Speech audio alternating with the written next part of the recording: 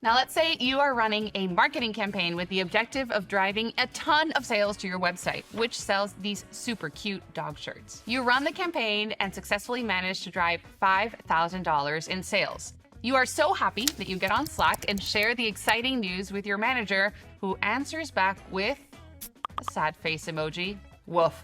You thought you drove a ton of sales, but your manager had a totally different definition of what that meant. To her, a ton of sales was $10,000. Under that definition, you fell short by half. Big yikes. But don't worry, dear marketer, there is a simple way to avoid this terrible fate: setting SMART goals. In this video, we will not only crack the code to make objectives smarter, but we will also look at the 5 ways you can improve any goal, even personal ones. And in the end, we'll turn this terrible goal into a smart one. Before and after, because who doesn't love those? Okay, so where do SMART goals originate? All the way back in 1981, people were frustrated with their bosses giving vague instructions. So a man named George T. Doran published a now famous paper, "There's a Smart Way to Write Management Goals and Objectives," which seems like a pretty passive-aggressive way to tell your boss you need better guidance. His framework was designed to bring clarity to management objectives, with a now very well-known acronym, SMART. SMART stands for specific, measurable, achievable, relevant, and time-bound. Now let's break down each element. A specific goal has a desired outcome that is clearly understood. It answers the question, what do I want to accomplish exactly? Consider a tech startup wanting to improve client satisfaction. This is definitely not specific enough. A satisfied customer base could mean one thing to me and another thing to you. A more specific goal is to increase the client satisfaction scores in our online survey. By tying the goal to an outcome, you make it more specific. Everyone knows exactly what is expected and why it's important. Now, in this particular case, you might be asking yourself, wait, by how much should we improve customer service scores? This is where M for measurable comes in. Measurable goals have a quantifiable objective that lets you know when you've hit the mark. It answers the question, how will I keep track of my progress? Now, let's say that you are trying to grow your social media following. A not so great goal would be something like increase my YouTube subscribers. It's vague and you can't concretely measure your success. A better goal would be increase my YouTube subscribers by 30%. Now, if you are struggling to figure out which metrics you can measure for your marketing efforts, the marketing funnel is a great place to start. You can check out our Measuring Metrics That Matter Most course. It is free on SEMrush Academy. And when you click on the link below, guess what metrics we are measuring. Now, when you're defining metrics, you might actually realize that some goals might be a little bit too ambitious. This brings us to letter A for achievable. Achievable goals are realistic and attainable given your resources.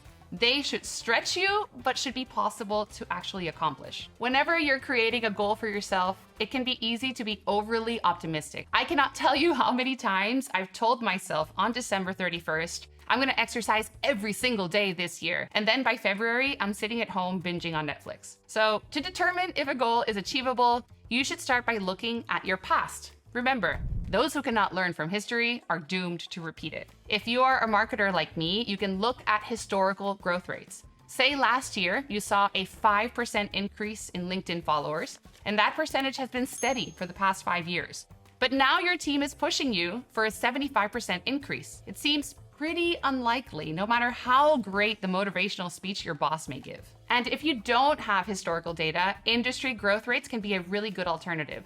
SEMrush.Trends provides insights into growth rates by industry, along with a bunch of other useful intel. It's super cool. You should check it out. So what percentage should we assign to make our goal achievable? One of my favorite tips is to set a range by having a good outcome and a stretch outcome. In our case, let's make a suggestion of driving 5% increase in followers with a stretch goal of 10%.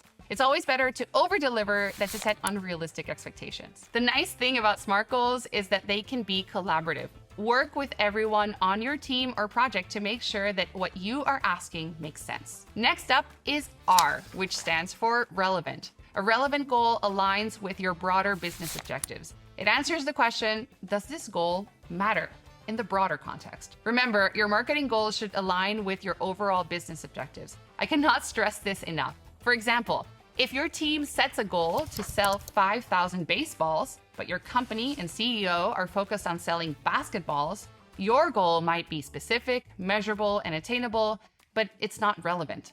A better goal would be to increase basketball sales by 15%.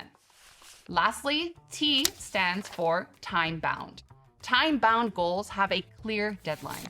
When will this goal be achieved? What's the time frame? So, taking that last example, instead of increase basketball sales by 15%, it's better to add increase basketball sales by 15% this year. Now you know by when the objective needs to be achieved. So what about our goal from the beginning of this video of driving a ton of sales for our dog shirts collection? Let's do a before and after. Instead of make a ton of sales for these new dog shirts, using SMART, we can reconstruct the goal to drive $10,000 in sales for our new collection of dog shirts by the end of the quarter. Is it specific? What are we trying to sell? The new collection of dog shirts, of course. Is it measurable? $10,000 is definitely measurable. Achievable? If it's in line with how much we've made on past collections and we have the right resources, then heck yeah, it's achievable. Relevant? It's our newest collection, so it's in line with our broader business goals. And finally, time-bound by the end of the quarter. Check. Now, that is a SMART goal. The SMART framework can and is applied to many scenarios. Think influencer marketing campaigns, detailed project briefs, and even your personal health goals, like that next race you're looking to sign up for. Still, we have all had to work with some bad briefs, so let us know the worst objectives you've ever received. Before we wrap up, here's my number one tip for setting better goals. Socialize them. Share your approach with your team and manager. And if you don't have one of those, with a friend or partner. Sometimes an outside perspective can help you better understand if your goals are truly smart, or at least smart enough. Until then, hasta pronto.